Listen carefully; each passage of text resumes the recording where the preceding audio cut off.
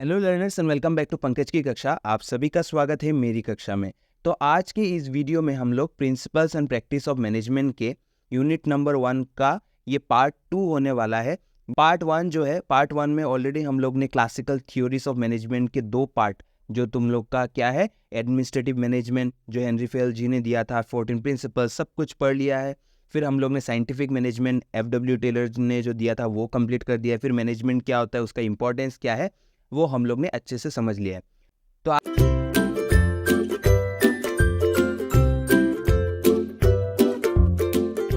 आज की इस वीडियो में हम लोग पहले क्लासिकल थ्योरीज के जो 2 पार्ट थे, हम लोग के फेयोल और हम लोग के कौन था FW टेलर, उनका जो कंट्रीब्यूशन था, उनका एक मेजर डिफरेंस पहले पढ़ेंगे। उसके बाद जो क्लासिकल थ्योरी में बच गया था हम लोग का कौन सा था, ब्यूरोक्रेटिक मैनेजमेंट, उसको पढ़ेंगे। फिर उसके बाद हम लोग नियो क्लासिकल पे शिफ्ट हो जाएंगे। ठीक है, तो बिना टाइम वेस्ट किए जल्दी शुरू करते हैं। देखो, इसका जो नोट्स है आप लोग को मेरे टेलीग्राम चैनल पंकज की कक्षा में इजीली मिल जाएगा। तो पहला देखो, हम लोग को कभी भी अगर कंपैरिजन आता है तो हम लोग को पॉइंट बना के लिखना है, मतलब टेबल बना के लिखना है। ये मैंने ऑलरेडी आप लोग को वीडियो में बता दिया है। ठीक है, जो हाउ टू राइट आंसर्स ये वीडियो आया है, आप लोग देख सकते हो, उसका लिंक मैं डिस्क्रिप्शन में दे दूंगा। तो देखो, पहला क्या है टेलर, लेफ्ट साइड में क्या है टेलर, फिर आप लोग का राइट साइड में है फेयोल। ठीक है, और आप लोग को पॉइंट्स ऑफ डिफरेंस तो लिखना ही है। ठीक है, ये ऐसे ही बनाना है हमेशा। तो देखो, पहला क्या है फोकस। टेलर का फोकस किस चीज पे था, attention fixed on the problems of shop floors. Right, Taylor ji ने यही तो बोला था ना, टेलर ने शॉप फ्लोर पे ध्यान दिया था। और हम लोग का फेयोल जी ने क्या किया था, फेयोल फोकस्ड ऑन, बोल सकते हो, on the functions of management. Fayol ji ने क्या किया था, Fayol focused on the functions of managers. Right, Fayol ji ने 5 फंक्शंस दिए थे। अगर आप लोग ने नहीं देखा है तो वो उस वीडियो को देखो, इसके बाद ही यहाँ पे आना, वरना आप लोगों को कुछ समझ में नहीं आएगा।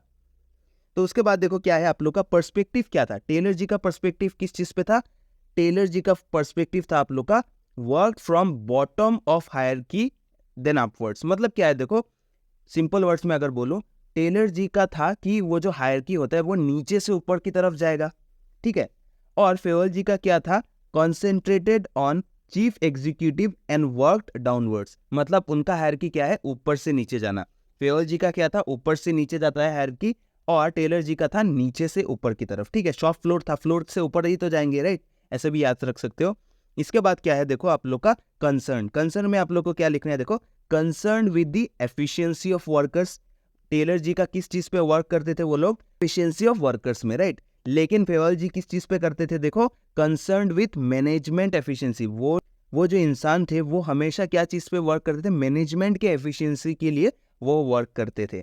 इसके बाद देखो एम्फेसिस। एम्फेसिस में आप लोग को क्या लिखना है, emphasis on standardisation of work. मैंने हमेशा बोला है आप लोग को, उस वीडियो में भी मैंने बताया था कि टेलर जी जो थे वो हमेशा स्टैंडर्डाइजेशन पे वर्क करते थे। राइट, और आप लोग का फेयोल जी ने क्या किया, ठीक है, फेयोल जी ने बोला है कि emphasizing on improving managerial functions. वो हमेशा फंक्शन का बात बोलते थे, और ये लोग स्टैंडर्डाइजेशन। किसका बात कर रहा हूं मैं, टेलर का। ठीक है, इसके बाद देखो नेक्स्ट क्या है आप लोग का, एप्लीकेबिलिटी। एप्लीकेबिलिटी में आप लोग को क्या लिखना है, देखो एप्लीकेबल टू स्पेशलाइज सिचुएशंस। क्योंकि टेलर जी का जो ये कंट्रीब्यूशन था, कुछ सेलेक्टिव सिचुएशंस में ही ये काम करता था। और आप लोग का फेयोल का क्या है, देखो एप्लीकेबल यूनिवर्सली। क्योंकि क्या है, देखो जो हम लोग ने पढ़ा था HS में भी, और हम लोग ने आज के वीडियो के पहले जो पहला वीडियो आया था वहाँ पे भी हम लोग ने पढ़ा था कि 14 principles of management are universally applicable. लेकिन टेलर का जो ये साइंटिफिक मैनेजमेंट था वो हमेशा हर जगह पे एप्लीकेबल नहीं होता। ये चीज़ आप लोग को ध्यान देना है। इसके बाद हम लोग डायरेक्टली चले जाते हैं हम लोग के क्लासिकल थ्योरी के जो नेक्स्ट पार्ट है, जो आप लोग का क्या है, ब्यूरोक्रेटिक मैनेजमेंट, या फिर ब्यूरोक्रेसी भी बोल सकते हो। इसका मेजर कंट्रीब्यूशन किसने दिया था, मैक्स वेबर जी ने दिया था। ये समझने के पहले मैं आप लोग को एक चीज बता देता हूं, आप लोग को ये पूरा चीज क्लियर हो जाएगा ये ब्यूरोक्रेटिक मैनेजमेंट क्या है। ब्यूरोक्रेटिक मैनेजमेंट आप लोग का क्लासिकल थ्योरीज के अंडर आता है, और वो एक ही चीज बोलता है कि रूल्स। अगर हम लोग ऑर्गेनाइजेशन में रूल्स एंड रेगुलेशंस रखेंगे तो काम आसानी से हो जाएगा। मतलब अगर हम लोग ब्यूरोक्रेसी लाएंगे हमारे ऑर्गेनाइजेशन में तो हम लोग का काम इजीली हो जाएगा। अगर वर्कर्स को ठीक से लाइन में लाना है, ठीक है, काम करवाना है उनसे, तो हम लोग को रूल्स एंड रेगुलेशंस बनाने पड़ेंगे। तो देखो पहला क्या है आप लोग का, देखो फीचर्स ऑफ ब्यूरोक्रेसी में पहला चीज है हम लोग को डिवीजन ऑफ लेबर करना पड़ेगा, जो हम लोग के फेयोल जी ने भी बोला था। ठीक है, देखो क्या है इसमें, Work is divided according to ability and hence leads to specialization. If a person does the same type of work again and again, he/she automatically gains specialization in that work and it takes less time to complete the task. Similar जो चीज़ था हम लोग ने already फेओल के principles of management में 14 principles of management में already पढ़ा था कि डिवीजन ऑफ वर्क क्या बोलता है कि अगर हम लोग कोई भी काम को जिसको आता है उसको ही देंगे तो वो उस चीज़ में एक्सपर्ट बन जाएगा, राइट क्योंकि एक काम को आप लोग बार बार करोगे तो उस चीज़ में एक्सपर्ट बन जाओगे। तो ब्यूरोक्रेटिक मैनेजमेंट भी यही प्रिंसिपल को फॉलो करता था कि हम लोग का क्या है, डिवीजन ऑफ लेबर होना चाहिए। इसके बाद देखो ये चीज़ सबसे इंपॉर्टेंट है कि हायरकी ऑफ अथॉरिटी। ये बोलते हैं कि a well defined hierarchy is maintain, each employee is aware about who his or her boss is and from who or he is supposed to take orders and whom to report। ये बोलते थे कि bureaucratic management बोलता है कि हमारे organisation में एक हायरार्की होना चाहिए। सपोज मैं ऑर्गेनाइजेशन में काम कर रहा हूँ, मेरा बॉस कौन है, मुझे वो ऑर्डर कहाँ से लेगा, वो किसको रिपोर्ट देगा, अगर कोई काम कर रहा है तो उसको किस चीज़ के ऊपर, अगर वो कोई काम कर रहा है तो उसको उसका रिपोर्ट किसको दिखाना है, तो वो उसको पता होना चाहिए। यही उसका क्या है, आप लोग का मैक्स वेबर जी ने बोला था ब्यूरोक्रेटिक मैनेजमेंट में। इसके बाद देखो और एक फीचर क्या है इस थ्योरी का, आप लोग का क्या है कि टेक्निकल कॉम्पिटेंस। इसका मतलब क्या है, देखो selection of employees is based on technical competence, only those candidates should be selected who are technically sound for the job, the selection should be fair and unbiased. ये बोलते थे कि ऑर्गेनाइजेशन में अगर हम लोग किसी को हायर कर रहे हैं, रिक्रूट कर रहे हैं, तो हम लोग को उनके टेक्निकल कॉम्पिटेंस को जज करना चाहिए। अगर मान के चलो कि हमारे ऑर्गेनाइजेशन में हम लोग को एक कंप्यूटर रिलेटेड काम के लिए एक इंसान चाहिए, तो जो इंसान आ रहा है, ठीक है, हम लोग को उनको चेक करना पड़ेगा कि उसको कंप्यूटर अच्छे से आ रहा है कि नहीं, उसके पास उसका नॉलेज है कि नहीं। ऐसा नहीं कि आप लोग का रिश्तेदार है तो उसको बिठा दो, उसको कंप्यूटर का सी भी नहीं आता तो नहीं चलेगा। पहले ऐसा होता था, क्लासिकल थ्योरीज ऑफ मैनेजमेंट के पहले प्री साइंटिफिक इरा जो था वहाँ पे ऐसा होता था कि जिसको काम नहीं आता है उसको भी ऑर्गेनाइजेशन में डाल देते थे। लेकिन ब्यूरोक्रेटिक मैनेजमेंट में मैक्स वेबर जी ने बोला कि हम लोग का क्या होना चाहिए कि एक इंसान को अगर हम लोग रिक्रूट कर रहे हैं तो उसका टेक्निकल कॉम्पिटेंस जज करने के बाद ही उसको हायर करेंगे, अनबायस्ड होना चाहिए, ठीक है। उसके बाद देखो क्या है आप लोग का रिकॉर्ड कीपिंग। रिकॉर्ड कीपिंग में आप लोग को क्या करना है, देखो all the records are kept in written form, keeping records in written form helps in keeping track of all the activities. ये बोलते थे कि हम लोग का ऑर्गेनाइजेशन में कोई भी काम हो रहा है, कोई भी एक्टिविटी हो रहा है, तो हम लोग को उसका रिकॉर्ड रिटन फॉर्म में रखना चाहिए, मतलब पेन एंड पेपर में रखना चाहिए। इसके बाद देखो रूल्स एंड रेगुलेशंस, ये सबसे इंपॉर्टेंट है हम लोग के ब्यूरोक्रेटिक मैनेजमेंट में। क्या है, देखो organisation work according to preset rules, जो पहले हम लोग ने सेट करके रखा है। Every organisation should define rules and regulations for better productivity, adhering to those should be compulsory. मतलब बोलते हैं कि कोई भी रूल अगर सेट किया गया है तो उसको सबको फॉलो करना चाहिए, ठीक है। अगर फॉलो नहीं करोगे तो प्रॉब्लम होगा। फिर इसके बाद देखो लास्ट आप लोग का फीचर्स ऑफ ब्यूरोक्रेटिक मैनेजमेंट में क्या है, आप लोग का इम्पर्सनल कॉन्डक्ट। ये सबसे इंपॉर्टेंट है। देखो क्या है, नो इनफॉर्मल और blood relations are promoted, nepotism and brotherhood is strongly avoided to ensure only the right talent gets selected and hence the productivity also increases। ये बोलते हैं कि अगर आपका कोई ब्लड रिलेशन, मान के चलो कि तुम्हारा कोई रिलेटिव्स तुम्हारे ऑर्गेनाइजेशन में काम कर रहा है, तो वो अगर रिलेटिव तुम्हारे ऑर्गेनाइजेशन में काम कर रहा है, तुम सीनियर पोजीशन में हो, तो तुम उसको प्रमोट कर दे रहे हो, तो ऐसा नहीं चलेगा।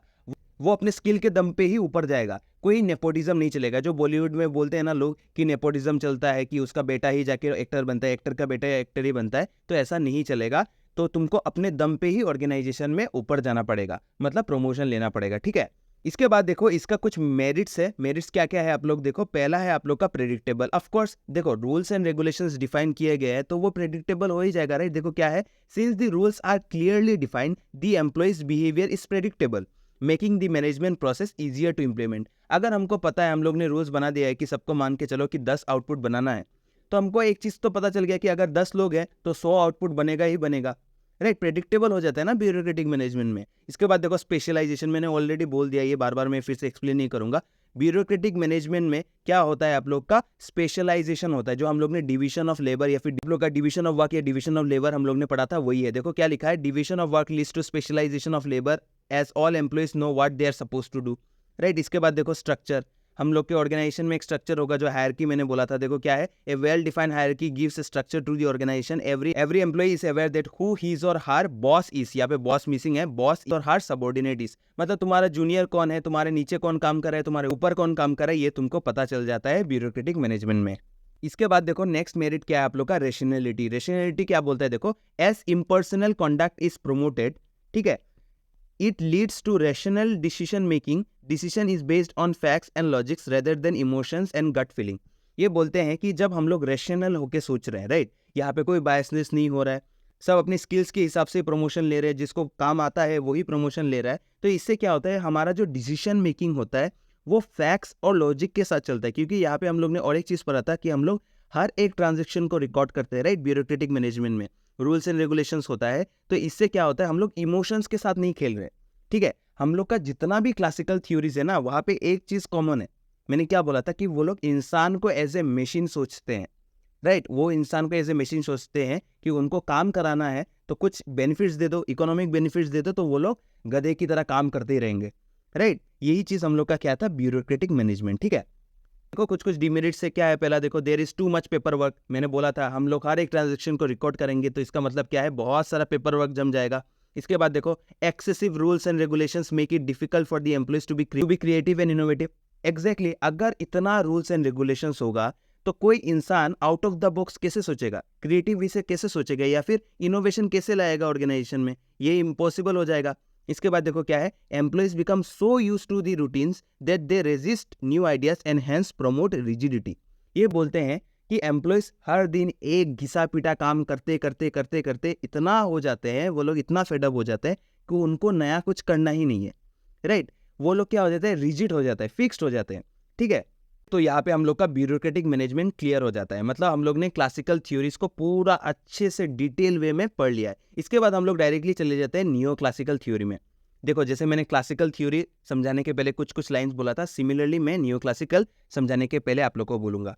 देखो क्लासिकल थ्योरीज ऑफ मैनेजमेंट में हम लोग इंसान को एज ए मशीन कंसिडर कर रहे हैं, उनके इमोशंस को कुछ वैल्यू नहीं करते, घंटा फर्क नहीं पड़ता, वो जिए मरे, उनको बस काम करवाना है, काम करवाना है, काम करवाना है, ठीक है। ब्यूरोक्रेटिक मैनेजमेंट में रूल्स एंड रेगुलेशंस होता था, साइंटिफिक मैनेजमेंट में वो लोग ने बहुत सारे अलग अलग क्या बोल सकते हो प्रिंसिपल्स दिए थे, फिर फेयल जी ने क्या बोला था 14 प्रिंसिपल ला दिया था, लेकिन कहीं पर भी एम्प्लॉइज के इमोशंस के बारे में नहीं सोचा गया था, ठीक है। तो अगर किसी ने नहीं सोचा है तो हमारा कौन बच गया, एल्टन मेयो जी, ठीक है, मेरी परकर फोलेट जी ने इस चीज पे ही ध्यान दिया। मतलब हम लोग के neo classical theories of management जो है वहां पे इंसानों का वैल्यू किया गया है, उनके इमोशंस को वैल्यू किया गया है। मतलब जैसे क्लासिकल थ्योरीज में फॉर्मल ऑर्गेनाइजेशन होता था, राइट, एक फॉर्मल वे में सब चलेगा, तो नियो क्लासिकल थ्योरी में क्या होगा, हम लोग का इनफॉर्मल वे में चलेगा। देखो क्या है आप लोग का, the neo classical theory consist of two parts, neo and classical. The contributors of classical management did not give much importance to the human element in the organisation, right. Classical theories of management में कहीं पर भी human को, ये जो हम human element है उसको अच्छे से कंसिडर नहीं किया था, तो इसीलिए क्या किया गया, this theory gave emphasis on the human element of the organisation and the emotions of human beings. मतलब नियो क्लासिकल थ्योरी में ह्यूमन एलिमेंट को अच्छे से कंसिडर किया गया जो क्लासिकल थ्योरी में नहीं था, और इंसानों का जो इमोशंस है उसको भी कंसिडर किया गया है, ठीक है। तो पहला है हम लोग का नियो क्लासिकल थ्योरी में हम लोग का है ह्यूमन रिलेशंस मूवमेंट, ठीक है। ह्यूमन रिलेशंस मूवमेंट में क्या है, देखो आप लोग का human relations movement refer to the ways in which managers interact with their subordinates. चलो ठीक है, the main contributors of this movement were Elton Mayo and Mary Parker folate, ठीक है, ये तो समझ में आया। The major contribution of Elton Mayo is the Hawthorne experiment for which he is called the father of human relations movement. ये चीज भी आप लोग को ध्यान देना है, अगर क्वेश्चन आता है कि who is called the father of human relations movement, तो आप लोग को आंसर क्या लिखना है, एल्टन मेयो, ठीक है। देखो हम लोग डायरेक्टली चले जाते हैं सबसे इंपॉर्टेंट टॉपिक, ये क्वेश्चन तो आना ही आना है, ठीक है। ये जो आप लोग का हॉथरॉन एक्सपेरिमेंट है, क्वेश्चन ऐसे भी हो सकता है कि एक्सप्लेन द हॉथरॉन एक्सपेरिमेंट, या फिर क्वेश्चन ये भी हो सकता है जो आप लोग का प्रीवियस ईयर क्वेश्चन में भी आया है कि explain the 4 rounds of studies conducted under Hawthorne experiment, या फिर सबसे पानी वाला क्वेश्चन अगर पूछते हैं कि explain the neo classical theories of management, ये चीज का भी आप लोग को ध्यान देना है। अगर क्वेश्चन में आप लोग का आता है explain the difference between classical and neo classical, I guess आप लोग अभी आराम से लिख सकोगे, ठीक है। तो बिना टाइम वेस्ट किए हम लोग डायरेक्टली चलते हैं कि हॉथरॉन एक्सपेरिमेंट में आप लोग का 4 जो स्टडी था, 4 राउंड्स ऑफ स्टडी, वो क्या क्या था। पहला था आप लोग का इल्यूमिनेशन एक्सपेरिमेंट, ठीक है। फिर आप लोग का क्या था, relay assembly test room experiment, फिर आप लोग का क्या था, मास इंटरव्यूइंग प्रोग्राम, फिर आप लोग का क्या था, bank wiring observation room experiment. इतना क्रिटिकल भी नहीं है, मैं आप लोग को आसान वे में समझा दूंगा तो आप लोग को क्लियर हो जाएगा। तो एक एक करके लेते हैं। तो देखो पहला हम लोग को क्या पढ़ना है, पहले हम लोग को एक इंट्रोडक्शन पढ़ना पड़ेगा, राइट। हॉथरॉन एक्सपेरिमेंट अगर आया है तो हम लोग को थोड़ा क्या करना पड़ेगा, थोड़ा सा इंट्रोडक्शन देना पड़ेगा, सो दैट क्या हो कि हम लोग के मार्क्स थोड़ा अच्छा है। तो देखो पहला आप लोग क्या लिखोगे, Hawthorne experiment, also known as the Hawthorne studies, was a series of research studies conducted in the 1920s and 1930s at the Western Electric Hawthorne Works in Chicago. The main aim was to understand how different factors affect workers' productivity. So उसके बाद देखो एक detail explanation है, हम लोग एक एक करके लेते हैं, ठीक है। तो पहला देखो आप लोग का क्या है, इल्यूमिनेशन एक्सपेरिमेंट। वो कौन से ईयर में शुरू हुआ था आप लोग का, मतलब कब से स्टार्ट हुआ था, कब खत्म हुआ था आप लोग का है 1924 से 1927 के बीच में हुआ था। तो देखो मैंने क्या किया, इसको बहुत सिंपल वे में ब्रेक किया है। देखो कैसे याद रखना है, इस जो एक्सपेरिमेंट था, तो ये जो एक्सपेरिमेंट था इसका ऑब्जेक्टिव क्या था, देखो पहले हम लोग ऐसे ही लिखेंगे, आप लोग को आंसर में ऐसे ही लिखना है। पहला ऑब्जेक्टिव इसका क्या था, देखो, to determine how varying levels of workplace illumination affected workers productivity. ये बोलते हैं कि अगर हम लोग वर्कप्लेस में कुछ चेंजेस लाते हैं तो क्या वर्कर्स के प्रोडक्टिविटी में चेंजेस आता है, तो वही हम लोग को देखना है। तो देखो प्रोडक्टिविटी मतलब क्या है कि सपोज पहले वो 10 बनाता था तो अभी 15 बना रहा है, या 10 बना रहा है, या 9 बना रहा है। अगर हम लोग कुछ चेंजेस करते हैं तो क्या उससे प्रोडक्टिविटी में उसका चेंजेस आता है, वही देखना है। कि अगर चेंज कर दिया तो वो पहले 10 घंटा काम करता था, अभी 8 घंटा कर रहा है क्या, या 12 घंटा काम कर रहा है, वो हम लोग को देखना है। तो देखो पहला क्या है, इसका मेथड क्या है, मेथड में आप लोग को लिखना है, workers were divided into 2 groups, experimental group, एक ग्रुप का नाम था एक्सपेरिमेंटल ग्रुप और एक का नाम था कंट्रोल ग्रुप, ठीक है। एक्सपेरिमेंटल ग्रुप में हम लोग ने क्या किया, बहुत सारे चेंजेस किए, और ये जो कंट्रोल ग्रुप था वहां पे कांस्टेंट था। मतलब वो जहां पे एक्सपेरिमेंटल ग्रुप था ना, वहां पे लाइटिंग कंडीशंस को खराब कर दिया। सपोज मान के चलो 1 घंटा लाइट है, ठीक है, उसके बाद लाइट को थोड़ा सा डिम कर दिया, लाइट के पावर को थोड़ा कम कर दिया, फिर थोड़ा सा बढ़ा दिया, फिर पूरा अंधेरा कर दिया, मून लाइट जैसा कर दिया। तो इससे वर्कर्स का प्रोडक्टिविटी में चेंजेस आता है क्या, ये तो यही चीज हम लोग के एल्टन मायो जी ने चेक किया। और कंट्रोल ग्रुप जो था वहां पे light through out the day same था, मतलब वहां पे कोई भी चेंजेस नहीं था। तो इससे आप लोग का क्या है, देखो फाइंडिंग्स में क्या है, आप लोग मेथड पढ़ लेना, यही चीज है, ठीक है। इंग्लिश भाषा को मैंने हिंदी में थोड़ा सा आसान वे में बोला। तो फाइंडिंग्स में क्या आया, एल्टन मायो जी ने तो बहुत चालू थे ना, उनको लगा क्या होगा कि लाइट जहाँ पे कम आ रहा था तो उन लोग का प्रोडक्टिविटी घट जाएगा। नॉर्मली तो ऐसे ही होता है ना कि लाइट थोड़ा सा डिम हो गया तो हम लोग काम नहीं करेंगे प्रोडक्टिविटी में, लेकिन ऐसा नहीं हुआ, उसको उल्टा हुआ। देखो क्या है, productivity increased in both groups regardless of light intensity changes. इसके बाद देखो क्या है, a decrease in productivity was observed only when the light level was reduced to the intensity of moonlight. Conclusion क्या आया, illumination alone did not impact productivity, other factors were at play leading to the next phase of experiment. ये बोलते हैं कि जब ये किया गया, ये एक्सपेरिमेंट किया गया तो देखा गया कि प्रोडक्टिविटी दोनों ग्रुप का सेम था, चाहे वो एक्सपेरिमेंटल ग्रुप हो या कंट्रोल ग्रुप हो, दोनों जगह पे सेम था। लेकिन हाँ, प्रोडक्टिविटी थोड़ा सा घट गया जब ये जो लाइट हम लोग का था ना, ऑर्गेनाइजेशन में जो लाइट हम लोग ने लाइट के ऊपर जो एक्सपेरिमेंट किया था, लाइट को कमा दिया, बढ़ा दिया, तो जब लाइट जो पूरा मून लाइट की तरह हो गया, जो हम लोग सोते समय जो एक लाइट जलाते हैं ना, वैसा अगर हम लोग ने मून लाइट जैसा कर दिया, तब वर्कर्स लोग काम नहीं कर रहे थे। लेकिन अगर हम लोग ने नॉर्मल पावर को घटाया, कमाया, तो वहां पे कोई भी चेंजेस नहीं आया, मतलब प्रोडक्टिविटी वाज सेम और हम लोग का एक्सपेरिमेंट वाज फेल, ठीक है। इसके बाद हम लोग डायरेक्टली चलते हैं नेक्स्ट एक्सपेरिमेंट में। क्या था आप लोग का, relay assembly test room experiment. इसका देखो ऑब्जेक्टिव क्या था, to study the effect of changes in work conditions on productivity. Same work conditions के ऊपर था देखो, लेकिन यहाँ पे मेथड अलग था। मेथड क्या है देखो, 6 female workers were placed in a separate room and subjected to various changes in work conditions, example breaks, working hours, incentives, ठीक है। Researchers introduced changes in sequence, each lasting from 4 to 12 weeks, ठीक है। An observer was present to supervise and consult with the workers। यहाँ पे क्या हुआ ना, इस एक्सपेरिमेंट में हम लोग ने क्या किया, मतलब हम लोग नहीं, ऑफकोर्स एल्टन मेयो जी ने क्या किया था, 6 फीमेल लोग को लिया, मतलब 6 फीमेल वर्कर्स को लिया और उनको अलग रूम में काम करने बोला, लेकिन उन लोग को ब्रेक्स दिया गया, फिर वर्किंग आवर्स में चेंजेस किया गया, सैटरडे को ऑफ दिया गया, उनको इंसेंटिव्स भी दिया गया। तो क्या ये सब करने से वर्कर्स का प्रोडक्टिविटी बढ़ा है, यही चीज हम लोग को देखना पड़ेगा। तो देखो रिजल्ट क्या आया या फिर चेंजेस क्या आया, देखो इंसेंटिव सिस्टम, हेडिंग आप लोग को देना है इंसेंटिव सिस्टम। यहाँ पे क्या है, productivity increased when workers pay was tied to group output rather than individual output. ये बोलते हैं कि ये जो स्टडी किया गया इसका रिजल्ट में देखा गया, पहले क्या होता था ना, सपोज एक इंसान काम करता है, अगर ज्यादा काम करेगा तो उसको ज्यादा पे मिलेगा, ऐसा था। लेकिन एल्टन मायो जी ने यहाँ पे क्या किया, 6 लोगों को रखा ना, 6 फीमेल को रखा, तो बोला कि अगर एवरेज में सब लोग ज्यादा काम करेंगे तो सबको ज्यादा पैसा मिलेगा। एक इंसान अगर काम कर रहा है और बाकी 5 नहीं कर रहे हैं तो सबका सैलरी घट जाएगा। मतलब हर एक इंसान का एफर्ट काउंट होगा। एज ए ग्रुप अगर उनका एफर्ट अच्छा है तो सबको पैसा ज्यादा मिलेगा, मतलब ज्यादा इंसेंटिव मिलेगा। लेकिन एज ए होल अगर हम लोग देखते हैं कि ग्रुप का एफर्ट खराब है तो उनको इंसेंटिव नहीं मिलेगा।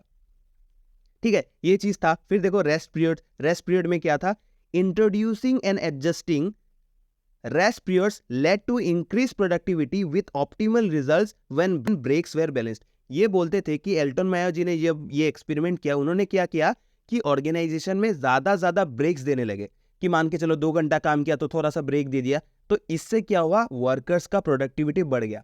तो देखो ये नॉर्मल है, आप लोग अगर कॉलेज में पढ़ रहे हो, अगर आपको अगर क्लास के बीच में थोड़ा सा ब्रेक मिलता है तो आप लोग का प्रोडक्टिविटी भी बढ़ेगा ना, क्योंकि एक इंसान एट ए स्ट्रेच 4 से 5 घंटा पढ़ नहीं सकता, राइट, क्लास अटेंड नहीं कर सकता, एक लिमिट होता है, राइट। तो यही चीज एल्टन मायो जी का रिजल्ट में भी आया कि जब रेस्ट पीरियड दिया गया तो वर्कर्स का प्रोडक्टिविटी बढ़ा। तो आप लोग को ये सब चीज याद रखना है, ठीक है, लिखना पड़ेगा। इसके बाद देखो work hours, reducing work hours and eliminating Saturday work resulted in higher productivity. ये बोलते हैं कि जब हम लोग ने ये जो 6 लोग थे उनको अलग से काम करवाया ना, तो उनको जब हम लोग ने सैटरडे को ऑफ दिया, वीकेंड, ठीक है, वीकेंड में क्या होता था पता नहीं, तो वीकेंड में जैसे ऑफ दे दिया, सैटरडे को ऑफ दे दिया, तो उससे क्या हुआ कि वर्कर्स का प्रोडक्टिविटी बढ़ गया। सपोज आप लोग को अगर सैटरडे को ऑफ दिया जाए कि कॉलेज बंद हो जाए, तो आप लोग को कैसा लगेगा, राइट। तो आप लोग तो बोलोगे सर क्या सैटरडे संडे हम लोग तो कॉलेज ही नहीं जाते, ठीक है। एनीवेज जोक्स अपार्ट, इस था हम लोग का चेंजेस एंड रिजल्ट्स। इसके बाद देखो ये जो एक्सपेरिमेंट था इसका कंक्लूजन क्या निकला, देखो social and psychological factors such as sense of belongingness, responsibility and improved supervisor worker relationships were key in increasing productivity. ये सब फैक्टर्स अगर रहेंगे तो हम लोग का वर्कर्स का प्रोडक्टिविटी में इंक्रीज होगा। ठीक है, तो यहां तक था हम लोग का 2 एक्सपेरिमेंट। अभी आगे पढ़ेंगे हम लोग का जो बाकी 2 एक्सपेरिमेंट रह गया है, ठीक है। तो इसके बाद देखो आप लोग का क्या है, मास इंटरव्यूइंग प्रोग्राम। मतलब ये जो 2 राउंड हो गया है, 2 राउंड ऑफ स्टडीज अंदर हो थ्रू एन एक्सपेरिमेंट, अभी ये है आप लोग का थर्ड वाला। क्या है, मास इंटरव्यूइंग प्रोग्राम, जो कब हुआ था आप लोग का, मतलब कब से कब हुआ था आप लोग का, 1928 से 1930 तक। तो ये इंटरव्यूइंग है, तो यहाँ पे इंटरव्यूज हुआ था। देखो क्या है आप लोग का, to understand workers attitudes and sentiments through interviews. बोलते हैं कि यहाँ पे हम लोग वर्कर्स के एटीट्यूड्स और सेंटिमेंट्स को जज करेंगे। किसने किया था आप लोग का, ऑफ कोर्स एल्टन मायो जी ने। तो देखो क्या है इस एक्सपेरिमेंट में क्या पाया गया, तो इस एक्सपेरिमेंट में क्या पाया गया, पहला आप लोग लिखोगे मेथड में क्या हुआ था, देखो अराउंड 20,000 इंटरव्यूज वेयर कंडक्टेड। 20,000 लोगों का इंटरव्यूज हुआ था, मतलब 20,000 से भी ज्यादा इंटरव्यूज हुआ था। इसके बाद देखो क्या है, initial direct questioning was replaced by non directive interviewing where interviewers listened more than they spoke. यहाँ पे क्या बोला गया कि पहले जैसा नहीं, इंटरव्यू का मतलब ये नहीं कि आपने येस नो पे जवाब दे दिया, ठीक है। यहाँ पे आप लोग का पूरा डिटेल वे में इंटरव्यू हुआ था, जहाँ पे आप लोग का जो इंटरव्यूअर्स थे वो लोग ने बहुत सुना, आप लोग को बहुत सुना इन द सेंस, मतलब दे लिसेंड मोर देन दे स्पोक। क्या हुआ, जो इंटरव्यू लेने आए थे, मतलब ऑफकोर्स एल्टन मायो जी, ठीक है, तो उन्होंने बहुत ज्यादा सुना, ठीक है, बहुत ज्यादा सुना किस बारे में, वर्कर्स के एटीट्यूड्स और सेंटिमेंट्स को जो वर्क के रिलेटेड था, ठीक है। तो यहाँ पे फाइंडिंग्स क्या मिला, देखो फाइंडिंग्स में क्या हुआ, complaints often reflected personal disturbances rather than objective facts. यहाँ पे पर्सनल जो डिस्टर्बेंसेस थे उसके बारे में लोगों ने बोला। फिर क्या बोला गया कि workers perceptions were shaped by their social experiences and personal situations. तो यहाँ पे ये चीज भी फाइंड किया गया कि वर्कर का जो ये खुद का जो पर्सनल जो सिचुएशंस थे, या फिर आप लोग बोल सकते हो कि सोशल बैकग्राउंड जो थे उनका, उनके साथ उनका एक परसेप्शन बन गया था, ये पाया गया रिजल्ट में। फिर आप लोग का क्या पाया गया, देखो worker status within the company influence their satisfaction and behaviour, ये भी पाया गया। फिर और देखो आप लोग का क्या है, group dynamics significantly influenced individual behaviour, और ये भी पाया गया कि ग्रुप का जो डायनेमिक्स था, मतलब एज ए ग्रुप अगर काम कर रहे हो तो वो ज्यादा इंडिविजुअल बिहेवियर से काम कर रहा था। ठीक है, देखो क्या है, इस थ्योरी का क्या कंक्लूजन निकला कि workers attitudes and behaviours were deeply influenced by their social context and interactions within and outside the workplace. ठीक है, यही पाया गया हम लोग के 3rd नंबर राउंड में। ठीक है, अंडर हॉथरन एक्सपेरिमेंट। इसके बाद देखो आप लोग का लास्ट वाला क्या है कि क्या है, bank wiring observation room experiment. यहाँ पे क्या हुआ देखो, ऑब्जेक्टिव क्या है, to observe the effects of small group dynamics on individual productivity. यहाँ पे क्या है देखो, आप लोग का मेथड में क्या लिखना है आप लोग को, एक ग्रुप ऑफ 14 मेल वर्कर्स। यहाँ पे 14 किस चीज को लिया गया है, मेल वर्कर्स को। पहले क्या था, 6 फीमेल वर्कर्स को लिया गया था जो सेकेंड राउंड में हुआ था। यहाँ पे कितना लोगों को लिया गया, एक group of 14 male workers was studied while they assembled telephones terminal banks. ठीक है, workers pay was based on both individual and group output. यहाँ पे इंडिविजुअल एफर्ट्स को भी देखा गया, मतलब इंडिविजुअल आउटपुट को भी देखा गया, और साथ ही साथ ग्रुप आउटपुट को भी देखा गया। लेकिन सेकेंड राउंड ऑफ स्टडी में हम लोग ने क्या किया, वर्कर्स को उनके ग्रुप के एफर्ट के साथ साथ उनको इंसेंटिव दिया गया था। ठीक है, ये एक मेजर डिफरेंस है। देखो इसका फाइंडिंग्स क्या निकला, workers develop their own informal standards for output enforce through social pressure. बोलते हैं कि हम लोग जब भी इन लोगों को ग्रुप में काम करने देते हैं, ये जो 14 लोगों को हम लोग ने ग्रुप में काम करने दिया, उस ग्रुप में भी एक छोटा सा ग्रुप बन जाता है। वो लोग क्या करते हैं, एक इनफॉर्मल वे में ग्रुप बना देते हैं। जैसे ऑर्गेनाइजेशन में अगर आप लोग कोई अगर जॉब कर रहा है तो आपको ये पता होगा कि ऑर्गेनाइजेशन में जितने भी हायरकी रहे, ठीक है, तो हम लोग का एक इनफॉर्मल ग्रुप बन जाता है कि मुझे उस डिपार्टमेंट के उसके साथ दोस्ती हो जाता है। ठीक है, वो वाला दोस्ती नहीं जो आप लोग समझते हो। ठीक है, नॉर्मली जो हम लोग का इनफॉर्मल ऑर्गेनाइजेशन बनता है। ठीक है, यहाँ पे देखो इतना इनडेप्थ नहीं जाते, यहाँ पे देखो क्या चीज हम लोग को और एक चीज फाइंडिंग मिला कि factors like fear of unemployment and a desire to protect slower workers influence group behaviour. ये हम लोग का सबसे इंपॉर्टेंट चीज फाइंड आउट हुआ। ठीक है, कंक्लूजन में देखो हम लोग को क्या लिखना है, social pressures with in the group had a stronger influence on productivity than individual incentives और management directives। ये बोलते हैं कि हम लोग का जितना भी सोशल प्रेशर्स है विद इन द ग्रुप, ठीक है, ग्रुप के अंदर जितना होता है वो ज्यादा इन्फ्लुएंस करता है हम लोग के प्रोडक्टिविटी में। तो यही था हम लोग का क्या है, हॉथरन एक्सपेरिमेंट के जो 4 स्टडीज थे। ठीक है, लोग को मैंने नोट्स पे इतना डिटेल वे में मैंने नहीं दिया हॉथरन एक्सपेरिमेंट। ये जो नोट्स है इसका आप लोग स्क्रीनशॉट ले सकते हो। ठीक है, इस स्लाइड्स का, तो आप लोग को हॉथरन का मिल जाएगा, या फिर मैं भी आप लोग को दे दूंगा, तो आप लोग को आसानी से पढ़ने में प्रॉब्लम नहीं होगा। ठीक है, इसके बाद हम लोग डायरेक्टली चलते हैं हम लोग के नोट्स पे। ठीक है, हम लोग डायरेक्टली स्विच हो जाते हैं। ठीक है, तो नोट्स में हम लोग का देखो, पहला हम लोग का हॉथरन एक्सपेरिमेंट हो गया, तो हम लोग इसको खत्म कर देते हैं। ठीक है, हम लोग के नियो क्लासिकल को आज पूरा खत्म कर देते हैं। तो नेक्स्ट आता है हम लोग का मेरी पर्कर फॉलेट जो थे, उनका जो ये मैनेजमेंट थ्योरी एंड पार्टिसिपेटिव जो लीडरशिप था ये पढ़ेंगे। तो मेरी पर्कर फॉलेट, ठीक है, ये उन्होंने और एक डेफिनेशन दिया था, हम लोग ने यूनिट नंबर 1 के पार्ट 1 जो वीडियो था उसमें पढ़ा था कि management is the art of getting things done through others. यही हम लोग का किसने दिया था, मेरी पर्कर फॉलेट जी ने ही बोला था। ठीक है, यहाँ पे क्या होगा, ऑफकोर्स यहाँ पे भी इंसानों को ही वैल्यू किया गया है। ठीक है, ये हम लोग का क्लासिकल थ्योरी का जैसा नहीं है। तो देखो क्या लिखा है, Mary Parker Follett's management theory is based on her conception of management as the art of getting things done through people. ठीक है, ये हम लोग ने अभी बोला मैंने। For Miss Follett the 2 fundamental elements in running a company should be coordinating people and achieving employee engagement. ठीक है, ठीक है, ये तो समझ में आया। तो ये बोलते हैं कंपनी चलाने के लिए हम लोग को 2 ही चीज चाहिए कि ऑर्गेनाइजेशन में लोग कोऑर्डिनेट करके काम करें, मतलब एक साथ मिलजुल के काम करें। इससे क्या होगा कि हम लोग के एम्प्लॉय एंगेजमेंट होगा, मतलब एम्प्लॉय एंगेजमेंट रहेगा, फिर आप लोग का कोऑर्डिनेशन रहेगा, तो ऑर्गेनाइजेशन आराम से चल सकता है। These 2 elements must exist under a leadership that does not seek to exercise power over people but instead increases the feeling of empowerment among these being led। ये बोलते हैं कि ये 2 चीज तो होना ही चाहिए।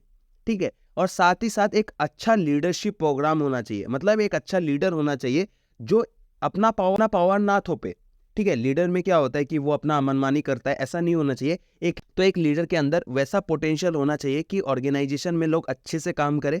ठीक है, अपने जॉब को वैल्यू करे। यही चीज हम लोग का किसने बोला था, मेरी पर्कर फॉलेट जी ने। ठीक है, और एक देखो नेक्स्ट लाइन आप लोग को क्या लिखना है, this management theory was based on 4 principles. ये जो थ्योरी था आप लोग का 4 प्रिंसिपल पे बेस्ड है। ये इतना इंपॉर्टेंट नहीं है ये थ्योरी, आप लोग अगर हॉथरन एक्सपेरिमेंट अच्छे से पढ़ोगे तो आप लोग को वहां से भी क्वेश्चन मिल जाएगा, तो फिर भी हम लोग पढ़ेंगे। ठीक है, कभी कभार जीव कुछ भी कर सकता है, तो हम लोग को पढ़ के जाना ही पड़ेगा। तो देखो क्या है, direct contact between leaders and workers.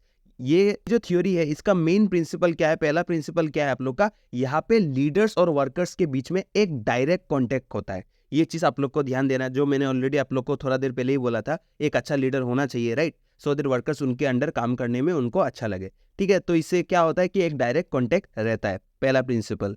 को नेक्स्ट क्या है, the notion that all members are equally important within the organisation. ये सेकंड प्रिंसिपल ये बोलता है कि हर एक इंसान को इक्वली इंपॉर्टेंस दिया जाए विद इन दी ऑर्गेनाइजेशन। ये इस थ्योरी का नेक्स्ट प्रिंसिपल है जो मेरी परकर फोलेट जी ने बोला था। तो देखो, तो क्लासिकल थ्योरीज में इंसानों को एकदम वैल्यू नहीं किया गया, यहाँ पे तो देखो फूल चंदन माला सब कुछ मिल रहा है, ठीक है, इज्जत मिल रहा है, डायरेक्ट कॉन्टेक्ट मिल रहा है, ठीक है, वहां पे तो मशीन जैसा ट्रीट करते थे, ठीक है, चिट्टी रोबोट जैसा।